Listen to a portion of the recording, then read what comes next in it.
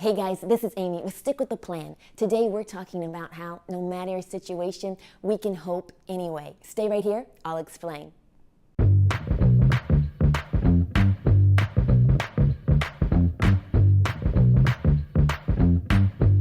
I'm so glad you joined me today. Thinking about a story that happened in my family about 1962. And my mother's younger brother was about 18 months old. And he was diagnosed with double pneumonia. Well, my pap had been given this report from the doctor. He said, I've looked at your son's case. There's not much we can do. We don't really expect him to make it through the night. They said, we'll just push him to the back corner of the nursery and we'll let him rest there. Well, you can imagine receiving that devastating report, how that would try to steal your hope. My pap found a hospital chapel just like this one, and he walked in there to pray. And he said he just knelt down and he just cried out to God. He said, Lord, I know you're the God of the impossible. He said, save my son. So he said, got up, walked out of that chapel. And another doctor walked over to him and said, Mr. Conley, if you would fire that other doctor and hire me, I have an idea for your son.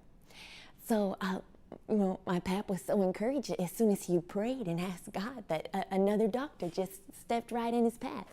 So he went over to that other doctor with not so kind words that didn't give him any hope and fired him off the case and hired this new doctor.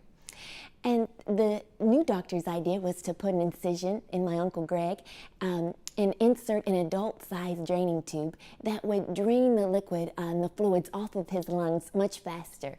Well, my uncle didn't pass during the night, but his body, his health was restored. I love thinking about that, in that hopeless situation that my pap knew enough to cry out to God. Never find yourself in such a dark hour that you lose hope. I want to encourage you to hope anyway. Think about Abraham in Romans 4, where it said that, God was teaching him. He had a big promise on his life that he was going to be the father of many nations. But yet he said in the natural, his body was old. And it said, contrary to hope, he hoped anyways. He didn't consider his body, but he considered his God to be well able. He was strengthened in his faith, giving glory to God. Now look at your life. I want you today to just think about that situation. Don't be hopeless, but just put your hope in the Lord. Let's hope anyway. No matter the report, no matter your feelings, let's trust God and see a miracle come to pass. That's how we'll stick with the plans He has for us. Thank you so much for joining me today here in this hospital chapel, just talking about having extreme hope. Just love hearing from you, all your testimonies, your likes, your comments, especially those shares. You're increasing our team. If you're on YouTube, it's Amy Bailey Adkins. Hit that subscribe button, turn on the bell, give us a thumbs up.